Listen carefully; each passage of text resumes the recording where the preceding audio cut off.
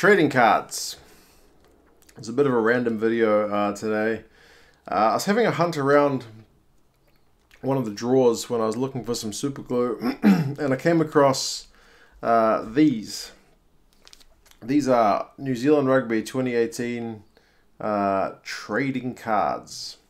Now, I didn't buy these. I remember actually my dad got them because he reads a magazine here in New Zealand called the Rugby News, which is I believe, monthly publication with a bunch of largely New Zealand rugby stories, not just New Zealand, but yeah, I don't know how well they're doing in the age of people reading stuff online, but they're still about, and my dad still reads them. And one of the issues he bought came with these. I didn't think much about them, but I found them in the drawer, and I meant to open them when I first saw them because I was intrigued, but must have got distracted and they ended up in the drawer somehow. So yeah, I've been having a look. It seems like this is an attempt by New Zealand Rugby or the All Blacks to kind of expand their merchandising to another level. Man, I had a quick look online and boy does the All Blacks logo get put on a whole bunch more stuff than I realized. I may have to do a separate video at some point on just the amount of merchandising you can get, because it's a lot. It's a lot of stuff out there. It'd be interesting to compare different countries to see just how much stuff they get their names on.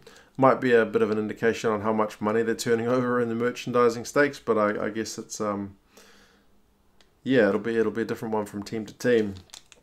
But yeah, I mean, trading cards, I was never really a big collector of any kind of trading cards when I was a kid. I had a wee while where I did X-Men cards and I did Jurassic Park cards, believe it or not, when that first movie came out.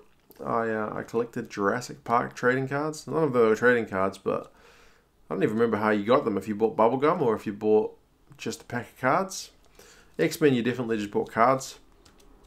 And I also found some Star Wars cards from when I was a child, so I did have a fair few cards, but I was never a massive collector. But I feel like if these had been around when I was a kid, and I did have some rugby league cards.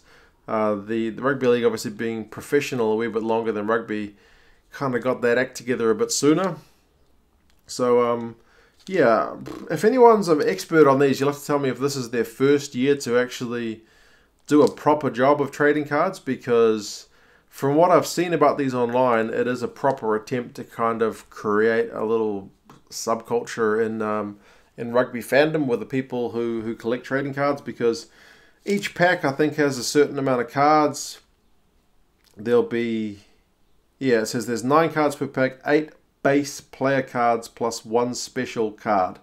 So you get a bunch of garbage and you get 1 rare one, and there's differing levels of how rare the rare cards will be. And I've seen enough videos, like with American sports are big time into these, where, you know, if you get a certain player when they were rookie, their rookie card, their first year, before they were a big star, if you can get their card in mint condition, then that might be worth an amount in 20 or 30 years.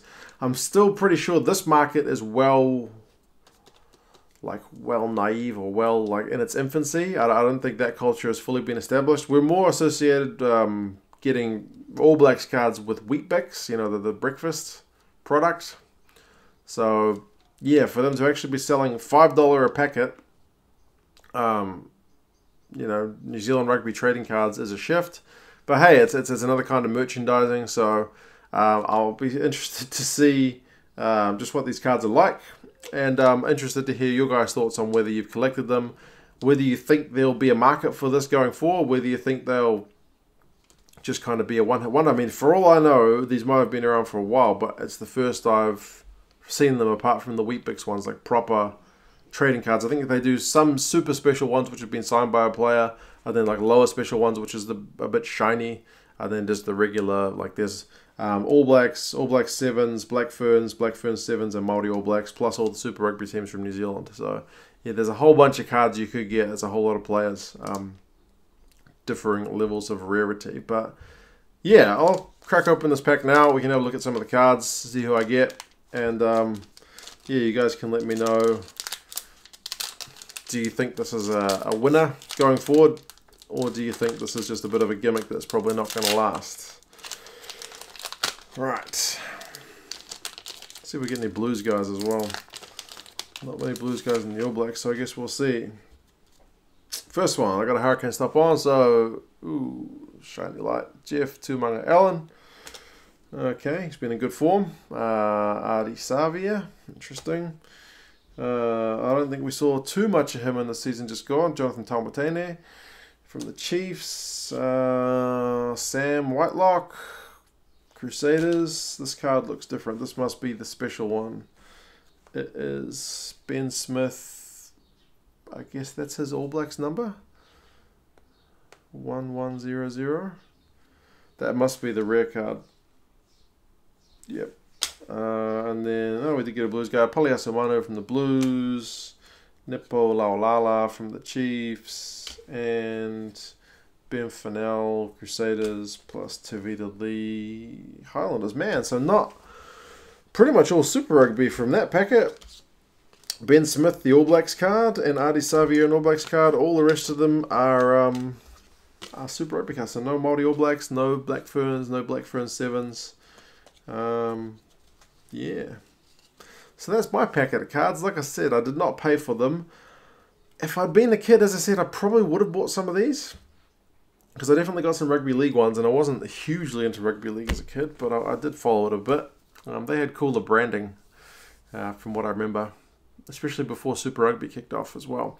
But yeah, I am slightly tempted to get another packet, but I don't think I will, because I could equally spend this money on things like jerseys, and it's kind of like, I suppose it's like the gambling thing. It's like loot boxes in video games, and just that kind of feeling about gambling, like slot machines or something, where you think this time might be the one where I get a winner. You can certainly see a lot of videos online of people opening like NHL or NBA, Major League Baseball card packs to see what they get, and usually you get nothing. It's pretty rare. It's just like buying a lotto ticket that you actually get something valuable. So yeah, something a bit different. You guys let me know what you think about these cards. If anyone has the cards, tell me what they're worth. From what I saw online, it doesn't seem like a whole heck of a lot, but like I said, it's still kind of a young market, I would imagine. Do you think this is kind of a good thing for the game to be expanding into? It's obviously taking a leaf out of the Americans' books to see how to see if it's another revenue spinner, I suppose. But yeah, like I said, just generally let me know your thoughts, and I'll talk to you again soon. See you later.